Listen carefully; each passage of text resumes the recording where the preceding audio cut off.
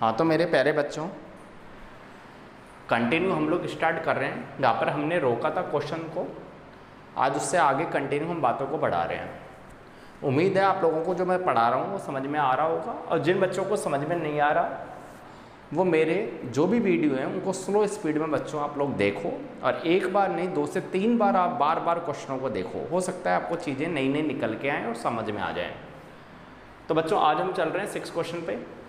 Question कहना चाह रहा है a tree is broken by the wind. एक पेड़ है बच्चों, वो हवा के द्वारा क्या होता है, हवा के द्वारा वो टूट जाता है। ब्रोकन मतलब टूटना। If the top of the tree bends the ground at angle of 30 degree. और जो पेड़ है उसका जो शीर्ष भाग, जो टॉप का जो भाग था वो झुक जाता है, ठीक है ना। किस पर? वो ग्राउंड पर झुक जाता है, और एंगल जो बनाता है वो 30 डिग्री का एंगल बनाता है। जी बिल्कुल सही है, यहाँ तक आगे पढ़ रहे हैं। And at a distance of 30 metre from the foot. और जो पेड़ है उसका जो फुट होता है नीचे, मतलब मैं कह सकता हूँ एक तरह से जड़ वाला भाग, उससे वो 30 मीटर की दूरी पर झुका हुआ है। तो then the height of the tree is. तो हमें क्या करना है बच्चों, पेड़ की क्या बतानी है, हाइट बतानी है। उम्मीद है सवाल समझ में आ गया होगा। एक बार हिंदी में ही बोल देता हूँ। एक पेड़ हवा से टूट जाता है अगर पेड़ का शीर्ष भाग जमीन पर 30 डिग्री के कोण पर और इसकी जड़ से, ठीक है ना, अपन जिसको फुट बोलते थे वो जड़ भी आप समझ सकते हो, ठीक है ना, और बॉटम जो है उसका जड़ से 30 मीटर की दूरी पर झुक जाता है, तो वो पेड़ की ऊंचाई ज्ञात करो। तो ये सवाल तो वैसा ही है जैसा हम लोग अभी पहले लास्ट वीडियो में हमने पढ़े था। बस यहाँ पर मैं क्या कर रहा हूँ बच्चों, आपको वापस रिमाइंड करने के लिए वाला सवाल लेकर आया हूँ।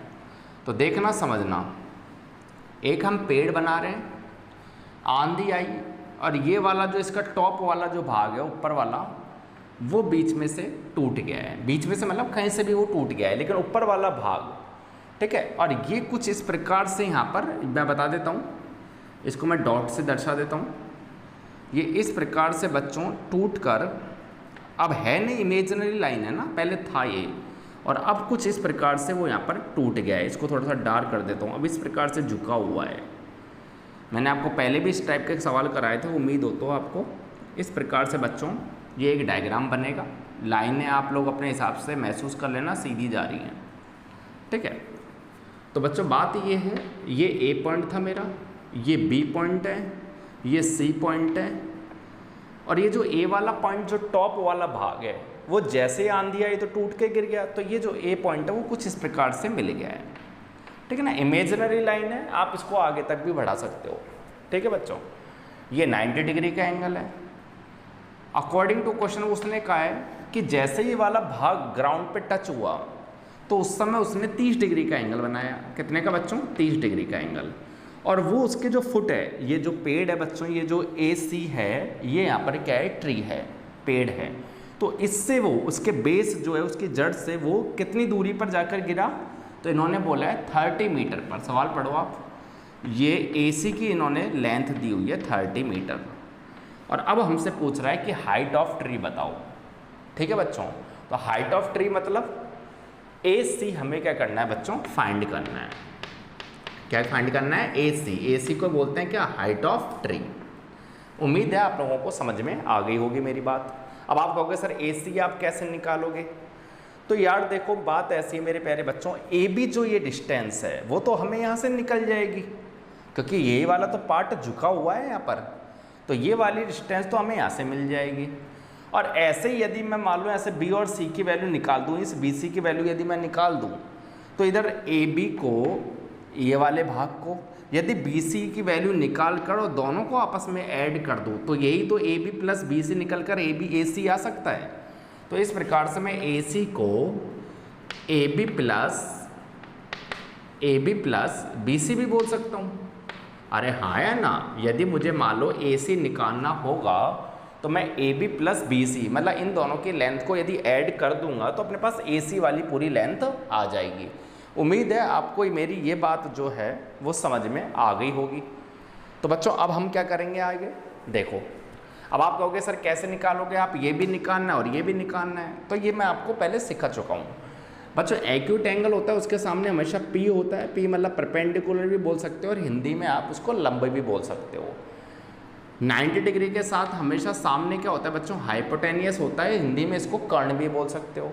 और बचा हुआ जो एंगल है वो बच्चों बेस का काम करेगा, जिसको हम आधार बोलेंगे। क्या बोलेंगे? आधार बोलेंगे। तो मैं अब ट्रायंगल लेके चल रहा हूँ। इन ट्रायंगल मैंने लिया ACB, ये कुछ इस प्रकार का मैंने क्या ले लिया बच्चों? एक ट्रायंगल ले लिया। इसके अंदर ही हम गोल गोल घूमते रहेंगे। किसके बीच में? ACB के बीच में। क्लियर है जी? बिल्कुल। अब मैंने आपको बताया था, यदि याद हो तो, कि सिंपल सा चैप्टर है, इसमें नॉन और अननोन आपको याद रखना है। जो मन चाहे वो आप निकाल सकते हो, लेकिन कब? जब एक साइड आपको पता हो। तो आप कहोगे सर पता तो है हमें ये पता तो है 30 मीटर की डिस्टेंस है। तो बिल्कुल सर आपको बेस पता है। अब बच्चों आपको है तो हाइपोटेन्यूस निकालनी है और पी निकालना है। तो एक बार इसका रिलेशन इसके साथ बना लो और सॉल्व कर लो, एक बार इसका रिलेशन इसके साथ बना लो फिर सॉल्व कर लो, और दोनों को लेंथ को ऐड कर दो। तो बच्चों आपकी हाइट ऑफ ट्री निकल कर आ जाएगी। देखना कैसे। मैंने कहा बी और एच के साथ मैं रिलेशन बना रहा हूँ। तो यदि याद हो आपको तो मैंने ट्रिक भी बताई भी थी आपको, PBP HHP, इसके बिना बच्चों कुछ भी नहीं है। हिंदी में बोले तो इसको लाल बटे कक्का भी हम लोग बोल रहे थे। जो बच्चा जैसा समझे वैसा समझने की कोशिश करना। तो बच्चों बी और एच का जो गेम होता है वो कॉस थीटा डिपेंड करता है, मतलब आधार बटे जो कर्ण हैं वो डिपेंड करता है कॉस थीटा के ऊपर।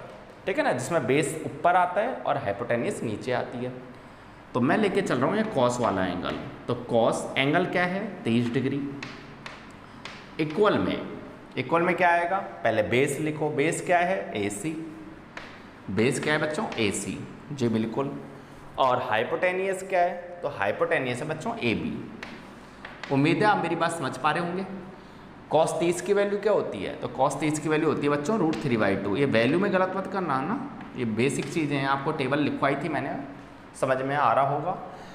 AC क्या है? तो आप कहोगे सर AC तो 30 है। जी बिल्कुल सही बता रहे हो आप। और AB क्या है बच्चों? AB तो सर हमें निकालना है।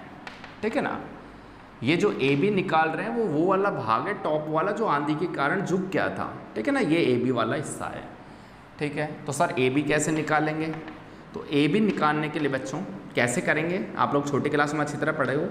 क्रॉस मल्टीपल कर देते हैं इसको, 60/√3 इस प्रकार से आ जाएगा। ठीक है ना, क्योंकि इधर आएगा √3 AB, इधर आएगा 60। AB निकालने के लिए √3 को हम नीचे भेज देंगे। लेकिन मैंने हमेशा बताया कि मैथ के अंदर नीचे ना तो कभी रूट में आता है, ना नीचे कभी नेगेटिव साइन आता है। इस बात का आप लोग ज़रूर ध्यान रखें। तो बच्चों हम यहाँ पे इसको हटाने के लिए रेशनलाइज कर देते हैं। क्या कर देते हैं? रेशनलाइज, हर प्रमेयीकरण। तो आप देखोगे यहाँ पर √3 और √3 मिलकर क्या बनेगा? तो आप कहोगे सर 3 बन गया, तो 3 बन गया। और 3 को बच्चों यदि 60 से मैं काटूँ, कैंसिल आउट करूँ, तो AB की वैल्यू आपके पास 20√3 निकल कर आ जाएगी। ये जो निकल कर आई वो मीटर में निकल कर आई है। क्लियर है? तो AB तो निकल के आ गया आपके पास 20√3।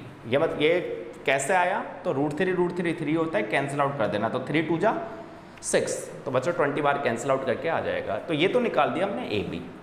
आप खाओगे सर अभी तो BC और निकालना है, तो बिल्कुल निकालना है बच्चों। तो BC के लिए हम क्या करेंगे? तो अब हम नॉन और अननोन ले सकते हैं।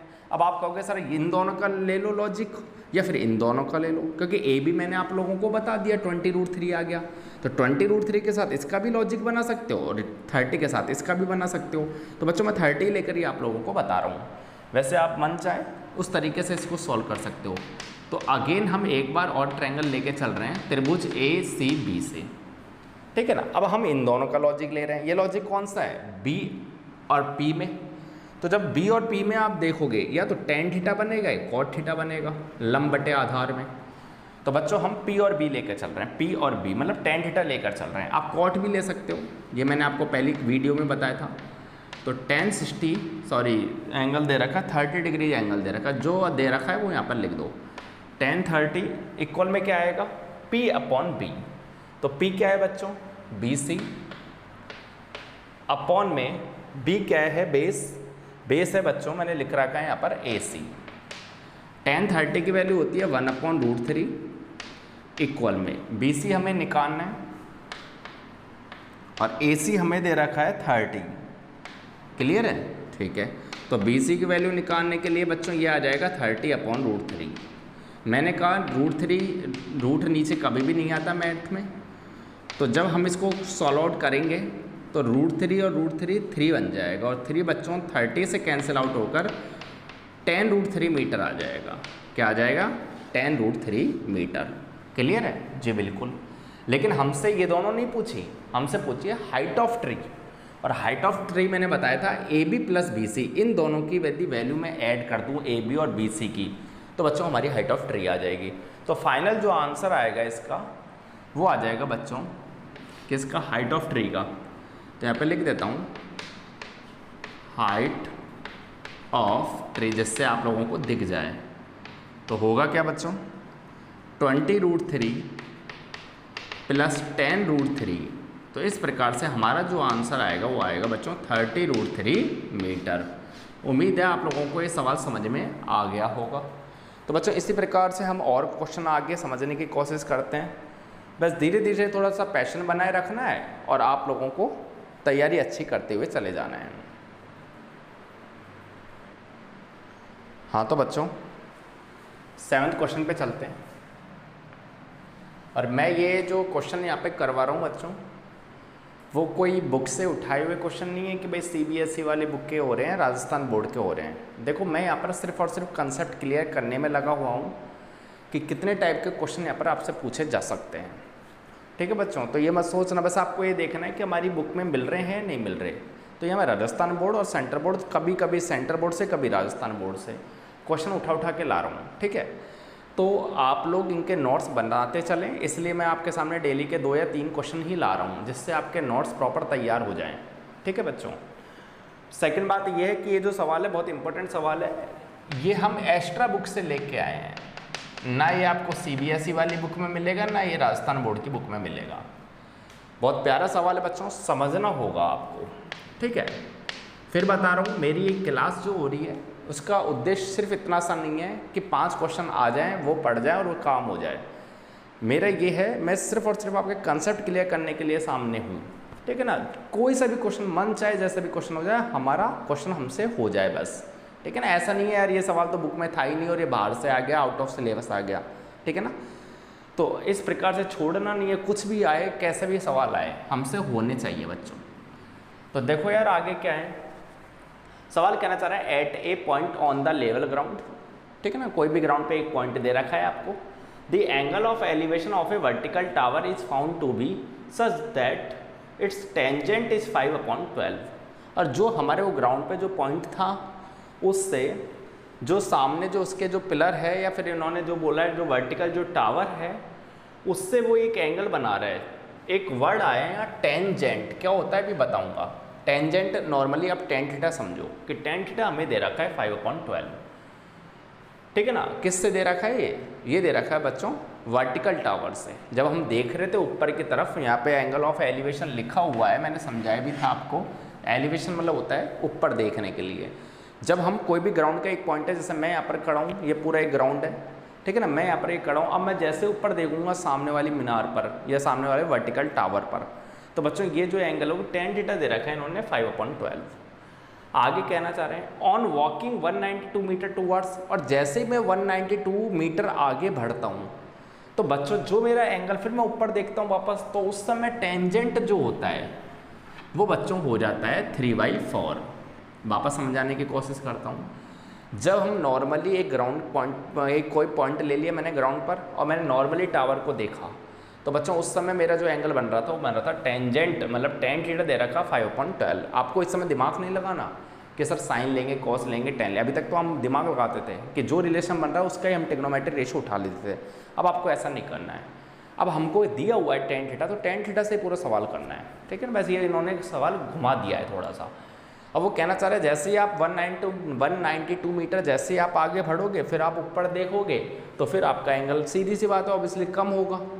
ठीक है बच्चों? कम होगा या ज़्यादा होगा? बच्चों एंगल ज़्यादा होगा। जितना आप पास आओगे उतना ही एंगल आप लोगों का बढ़ता हुआ चले जाएगा। जितना ही दूर चलते जाओगे आप, उतना ही एंगल आपका कम होता चलेगा। ठीक है ना? ये आपकी कॉमन सेंस वाली बात है जो याद होनी चाहिए। तो find the height of the tower. उसने पूछा है आपके टावर की हाइट बताओ। देखो कैसे करेंगे, हिंदी में समझा देता हूँ। मैदान पर किसी बिंदु से किसी भी मीनार के शिखर का उन्नयन कोण दे रखा है। उन्नयन मतलब होता है ऊपर की तरफ देखना। उसका टेंजेंट दे रखा है 5/12। मीनार की तरफ जैसे 192 मीटर आगे बढ़ेंगे, तो उस समय उसका जो कोण है बच्चों 3/4 हो जाएगा। तो मीनार की ऊंचाई निकालो। देखो यार, माना ये वर्टिकल टावर है, माना ये क्या है, एक वर्टिकल टावर है। और हमने ये कहा है आपसे कि ये जो है ये कोई एक पॉइंट मान लो जो ग्राउंड का पॉइंट है, ठीक है ना। क्या है बच्चों, एक पॉइंट, और थोड़ा सा इसको एक्सटेंड कर लेते हैं, बढ़ा लेते हैं हम लोग, ठीक है बच्चों। ये ए है, ये बी पॉइंट है, और ये कोई पॉइंट सी है। समझने की कोशिश करना मेरी बातों को आप लोग, ठीक है। ये एक एंगल दिया हुआ है, ये एंगल क्या दे रखा है बच्चों, ये दे रखा है टेंजेंट 5/12, मतलब ये टेंजेंट 5/12 इसका पॉइंट है। इट मीन्स यहाँ पे लिख देता हूँ मैं, ये tan C लिख देता हूँ, ठीक है ना। tan मतलब tan थीटा होगा, लेकिन C है तो हम C को रिप्रेजेंट कर रहे हैं। ये हमको दिया हुआ है 5/12, गिवन दैट, ठीक है ना, दिया हुआ है। आगे चलते हैं, क्या कहना चाह रहा है वो। अब वो कह रहा है यदि जैसे तुम 192 मीटर आगे बढ़ोगे, किसकी तरफ, वर्टिकल टावर या मीनार की तरफ। कितना चल रही है भाई, हम चल रही है 192 मीटर। किसकी तरफ चले, ये चले हम इधर की तरफ, मैं एरो भी लगा देता हूँ। किसकी तरफ चले हम, ये चले हम वर्टिकल टावर की तरफ। तो उस समय हमने फिर ऊपर देखा, हमने वापस क्या देखा बच्चों, ऊपर ही देखा। ऊपर देखा तो यहाँ पे कोई पॉइंट मान लो आप, डी कोई पॉइंट मान लो। हमने देखा तो हमने नोटिस किया कि एक टेंजेंट एंगल जो दे रखा है, अब की बार क्या दे दिया इन्होंने, tan D दे दिया। और tan D दे दिया बच्चों कितना, कि वो जो एंगल हो गया वो हो गया 3/4। क्या हो गया, 3/4। समझ में आ गया होगा सवाल। पहले एंगल जो दे रखा था वो तो दे रखा था टेंजेंट, मतलब tan थीटा दे रखा था 5/12। थीटा जो था वो यहाँ बनता है, मैंने C है तो C लिख दिया, इधर बन रहा है D तो D लिख दिया, बस इतना समझाया है, ठीक है बच्चों। अब वो कहना चाह रहा है हाइट ऑफ क्या बताओ आप, टावर बताओ। ये टावर है हमारा, ये टावर की हमें क्या बतानी है, हाइट बतानी है। मतलब आप कह सकते हो जो हमें फाइंड करना है वो फाइंड हमें करना है बच्चों AB। क्या फाइंड करना है, AB, ठीक है ना। एक्स्ट्रा सवाल है, बस आप लोग मेरे साथ बने रहो। तो मुझे पहले ये बताओ आप लोगों को ये चीज़ें समझ में आई या नहीं आई। तो बच्चों ये आपको क्लियर हो गई। अब देखो समझना क्या है, तो हमें हाइट निकालनी होगी। तो आप सबसे पहले एक चीज़ कॉमन सेंस आप लोग लगाओ कि हमारे पास tan होता क्या है। तो आप कहोगे सर ये तो P/H होता है। तो बच्चों यही तो गलती करते हो आप लोग, जल्दीबाजी में बोल देते हो कुछ भी, है ना, तो गलत है। क्या होता है, तो बच्चों ये रिलेशन होता है इसका P/B। तो मैंने अभी बताया था कोई भी एक्यूट एंगल हो तो उसकी ये वाला एक्यूट एंगल देखोगे तो इसके सामने P तो ये हो जाएगा और B ये पूरा टोटल हो जाएगा। ये हो गया C के लिए। एक्यूट एंगल के जस्ट सामने जो भी लाइन आ रही है वर्टिकल लाइन, वो क्या होगी, P, और ये होगा बेस, मतलब परपेंडिकुलर, और ये हो जाएगा बेस, मतलब ये हो जाएगा लंब और ये हो जाएगा आधार। चलो अब हम बात करें इसके लिए क्या होगा, तो इसके लिए भी बच्चों PA ही होगा और ये बेस होगा। अब आप लोग एक चीज़ समझना कि सर जब आप एक्यूट एंगल लेके चल रहे हो ये वाला, तो अभी आप P की डिस्टेंस सेम बता रहे हो, और जब आप ये वाला एंगल ले रहे हो तो अभी इसके सामने परपेंडिकुलर डिस्टेंस सेम ले रहे हो। तो बच्चों ये तो सेम होनी चाहिए ना। लेकिन आप यहाँ पर देखो क्वेश्चन में क्या घुमा रखा है सवाल, कि ये यहाँ पर tan की यदि आप बात करें, जो बच्चे ईमानदारी से पहली वीडियो से पढ़ाई कर रहे हैं उनको समझ में आ जाएगा, ये P है और ये B होता है। इसी प्रकार यदि हम D के लिए बात करें तो P ये हो गया और बच्चों B ये हो गया। क्लियर है। तो मेरे प्यारे बच्चों एक चीज़ देखिए आपने, दोनों की P डिस्टेंस सेम है ही नहीं। ये तो कहना चाह रहा है मेरे लिए तो डिस्टेंस 5 होगी, इधर से ये कहना चाह रहा है मेरे लिए तो डिस्टेंस 3 होगी, जबकि सवाल दोनों के लिए परपेंडिकुलर डिस्टेंस क्या करना चाह रहा है, सेम होगी। तो ऐसी कंडीशन में सवाल को किस प्रकार से हल किया जाए वही चीज़ मैं आप लोगों को अब सिखा रहा हूँ, समझना आप लोग। देखो यार बच्चों, सबसे पहले तो आप इन्हें सेम करो। आप कहोगे सर आप कैसे सेम करें, ऐसे सेम करो कि C भी सेटिस्फाई हो जाए और D भी सेटिस्फाई हो जाए। और वो सेम करने का एक ही तरीका है, उनका LCM ले लो। क्या ले लो बच्चों, LCM। तो आप कहोगे सर तो बहुत ईजी है। तो LCM जैसे ही लेंगे तो 5 और 3 का LCM आता है 15। तो बच्चों इसको 15 बनाओ। आप कैसे बनाओगे 15, तो देखो यार इनको रफ कर देता हूँ, आप समझ ही गए। ऊपर P होता है नीचे B होता है। क्यों ले रहे हैं P और B, क्योंकि tan में दिया है सवाल, लिखा हुआ था साफ टेंजेंट मतलब tan थीटा।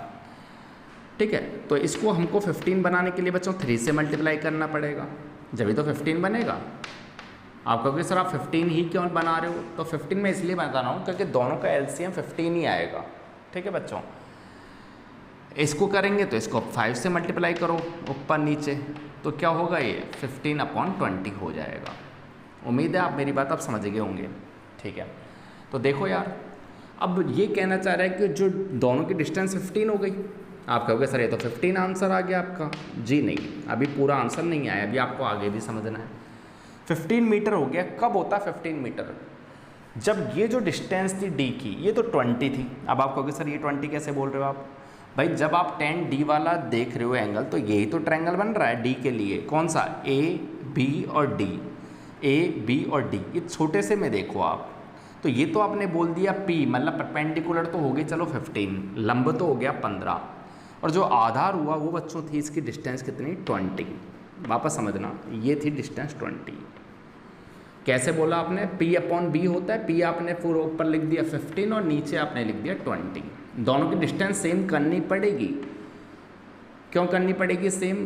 क्योंकि दोनों एक ही साइड से क्या बना रहे हैं? अलग अलग एंगल बना रहे हैं, इसलिए हमने दोनों की सेम करी। और कैसे करें सेम? एलसीएम लेकर। बस इस सवाल में ये था। चलो ये तो आ गया 20। आप कहोगे सर ऐसे तो ऊपर ये 15 है, तो ये जो पूरी डिस्टेंस आनी चाहिए 36 आनी चाहिए, जो बिल्कुल टोटल 36 आनी चाहिए। भाई हमने यही तो किया है, पर लंब जो दे रखा था, जो परपेंडिकुलर दे रखा था वो तो 15 था।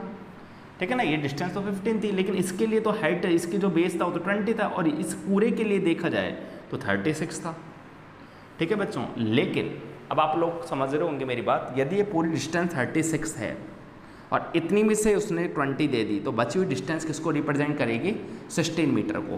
किसको रिप्रेजेंट करेगी? ये करेगी बच्चों 16 को। उम्मीद है आप मेरी बात आप समझ पा रहे होंगे। कैसे लिखा 16?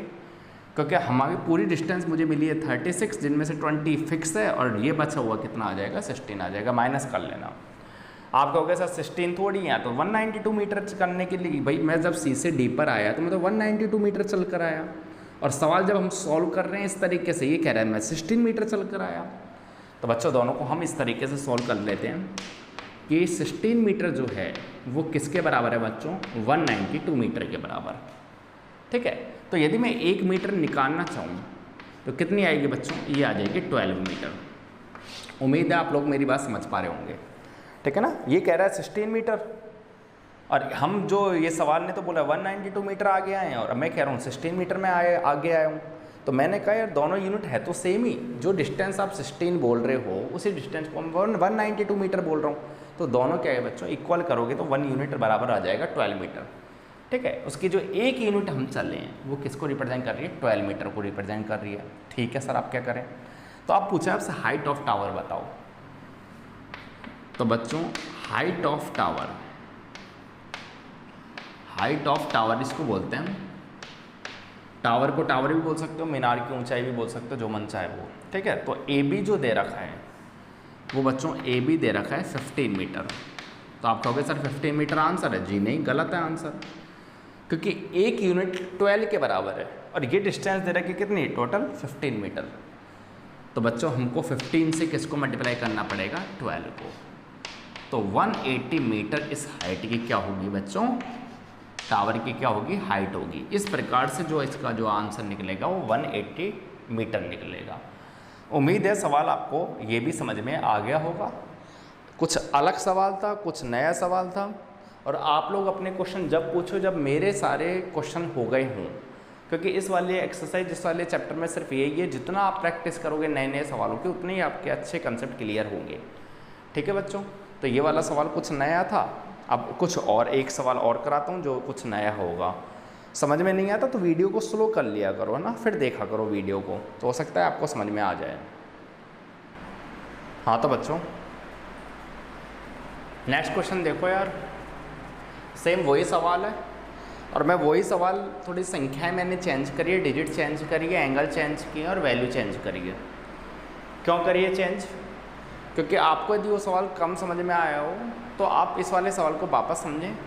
ठीक है ना, बहुत इंपॉर्टेंट सवाल है बच्चों, ये कंसेप्ट आप लोगों को सीखने होंगे। ठीक है, देखो यार ये सवाल वही है, at a point on the ground level, कोई भी पॉइंट दे रखा है, और एंगल ऑफ एलिवेशन को वर्टिकल टावर से यदि देख रहा है तो एंगल बना रहा है टेंजेंट। अब तो आप समझ गए होंगे, टेंजेंट को मैंने 10A लिख दिया जिससे आप लोगों को समझ में आ जाए। 10A दे रखा है 8/15। वो कह रहा है ऑन वॉकिंग 117 मीटर। वो कह रहा है यदि हम टावर की ओर, पहले तो 192 मीटर चल रहे थे, अब वो कह रहे हैं 117 मीटर यदि हम चलते हैं और फिर यदि हम देखते हैं टावर को, तो जो एंगल होगा बच्चों वो 3/4 रह जाता है। ठीक है, तो पूछ रहा है हाइट ऑफ टावर बताओ। तो देखो यार, ये क्या है, एक टावर है। नॉर्मली वे में जो एंगल बना रहा है ए, ये बी मान लेते हैं, ये सी मान लेते हैं। तो सी जो एंगल बना रहा है वो बना रहा है बच्चों 8/15। यहाँ लिख देता हूँ 10C। सेम सवाल है, ओनली वैल्यू चेंज करिए जिससे आप चीज़ों को समझो। ठीक है, वो कह रहा है यदि हम इस पॉइंट से यदि हम वर्टिकल टावर जो हमारा है उसकी तरफ यदि हम आते हैं, कितना आते हैं बच्चों, वो कह रहा है 117 मीटर। ठीक है ना, पहले इस पॉइंट पर थे हम, और अब हम इस पॉइंट से, सी वाले पॉइंट से हम किस पे आ रहे हैं, डी वाले पॉइंट पर। डी की तरफ क्यों आ रहे हैं, क्योंकि लिखा हुआ सवाल है is found to be such that on walking, इस लाइन को पढ़ो आप, ऑन वॉकिंग 117 मीटर टूवर्ड्स मतलब होता है की ओर, किसकी ओर, टावर की ओर।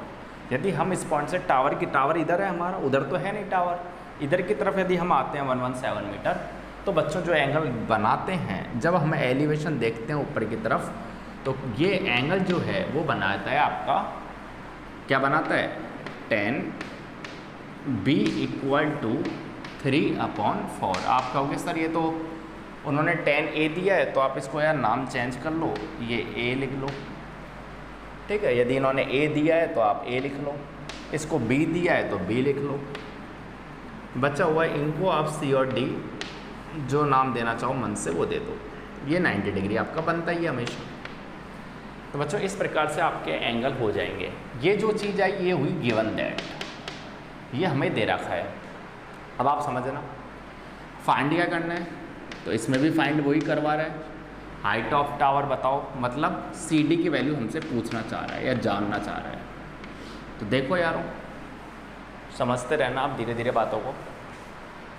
हुआ क्या था बच्चों, 10A होता है P/B, आप लोग सब समझदार हो। लंब बटे आधार होता है, P/ क्या होता है, बेस, ये भी P/बेस होता है। मैंने थोड़ी देर पहले समझाया था कि चाहे आप इस एंगल से देखोगे तो अभी इसके लिए हाइट CD जो रहेगी वो सेम रहेगी, और यदि आप इस वाले एंगल को यूज करोगे, इस वाले ट्रायंगल से देखोगे, तो अभी इसके सामने यही वाली चीज़ें बनेंगी परपेंडिकुलर। तो दोनों की डिस्टेंस इस वाले एंगल से और इस वाले एंगल से सेम होनी चाहिए। लेकिन यहाँ पर दे रखा है एक की तो 8 है और एक की क्या है बच्चों, 3 है। तो मैं जानना चाह रहा हूँ ऐसे को यदि हम सिमिलर बनाएं, दोनों का हम सेटिस्फाई करवाएं, तो इनका LCM लेते हैं। तो LCM क्या होता है बच्चों, 24। क्या होता है, 24। तो 24 बनाने के लिए क्या करना पड़ेगा, इसको तो करना पड़ेगा 3 से मल्टीप्लाई, और इसको करना पड़ेगा 8 से मल्टीप्लाई। उम्मीद है आप मेरी बात अब समझ पा रहे होंगे। ठीक है बच्चों, क्यों किया है इसको, क्योंकि जिससे इसकी लेंथ जो है वो दोनों की कॉमन निकल जाए। तो बच्चों ये जो लेंथ निकल गई वो निकल गई हमारी 24 मीटर। तो क्या हमारा आंसर 24 है, जी नहीं। मैंने अभी पहले भी समझाया था, ये 24 है, ये 45 है, ये 24 है और ये 32 है। ठीक है बच्चों, तो देखो, तो जब हम B की बात कर रहे हैं तो B होता है P/B। तो P तो चलो 24 आ गया, तो उस समय बेस क्या हुआ इसका हो गया 32 मीटर। ठीक है ना, इस जो है ये वाली जो बेस है इसका, क्योंकि B वाला एंगल लेके चल रहे हैं तो B वाला ट्रायंगल सिर्फ इतना सही है, तो ये हो गया 32 और ये हो गया 24। ऊपर वाला A की हम बात करें तो A के लिए 24 तो चलो सेटिस्फाई है, लेकिन जो ये डिस्टेंस है पूरी, ये पूरी डिस्टेंस दे रखी है इन्होंने 45। उम्मीद है आप मेरी बात समझ पा रहे होंगे। तो बच्चों ये पूरा यदि 45 है और ये दे रखा है 32, तो माइनस करोगे तो इसका आंसर आएगा 13। क्या माइनस आएगा, ये जो डिस्टेंस आएगी वो 13 मीटर आएगी। सवाल तो कहना चाह रहा था कि हम 117 मीटर आगे बढ़े टावर की तरफ, और हम कह रहे हैं नहीं, हमने कहा 13 मीटर आगे बढ़े हैं ओनली। ठीक है ना, जब हमने कैलकुलेशन करी चेक करके तो हमने देखा ओनली 30 मीटर ही आगे बढ़े हैं, और वो क्या कह रहा है 117 मीटर। तो हम चेक कर लेते हैं, कि यार हम 13 मीटर बढ़े और वो कह रहे हैं नहीं आप 117 मीटर आगे बढ़े हो, तो 1 मीटर बराबर क्या हो गया, तो आप कहोगे सर 9। ठीक है ना, एक ये जो यूनिट निकल कर आई हमारे पास, वो एक यूनिट किसको रिप्रेजेंट कर रही है, 9 मीटर को। ठीक है बच्चों, तो हमसे क्या पूछा है, हमसे पूछा है कि CD बताओ आप। CD मतलब हाइट ऑफ टावर बताओ। हाइट ऑफ टावर मतलब मीनार की ऊंचाई बताओ। तो हमने कहा यार हाइट ऑफ टावर दे रखा है CD, और CD जो निकल कर आया है वो बच्चों आया है 24 मीटर। लेकिन मेरे प्यारे बच्चों एक यूनिट 9 को शो कर रही है, तो 24 किसको करेगी, तो ज़्यादा के लिए हम मल्टीप्लाई करते हैं। तो ये कर लो आप। तो आपके इस प्रकार जो टावर की जो लेंथ आएगी वो बच्चों 216 मीटर आएगी। उम्मीद है आप लोगों को इस टाइप के सवाल भी क्लियर हो गए होंगे। तो आप बस पैशन बनाए रखो बच्चों, हम नए नए टाइप के क्वेश्चन मैं यहाँ लाता रहूँगा, क्योंकि मुझे और भी क्लास लेनी होती है। तो इस प्रकार से आज हम धीरे धीरे, कई बच्चों का कहना है कि सर आप जो वीडियो बना रहे हो उसमें 2 से 3 क्वेश्चन ही कंप्लीट कराते हो। उसका लॉजिक है, एक तो आप लोगों का लेवल जो है बच्चों वो थोड़ा सा छोटा है ना, 10th क्लास है। दूसरी बात जल्दी हम करना नहीं चाह रहे, क्योंकि यदि आप गलत सीख गए तो प्रॉब्लम आप लोगों को हो जानी है। ठीक है बच्चों, तो आप लोग पैशन बनाए रखो, धीरे धीरे हम जैसे 8 चैप्टर कंप्लीट किए ऐसे 9 चैप्टर भी हम कंप्लीट कर लेंगे। तो ओके बच्चों, बाय, फिर मिलेंगे।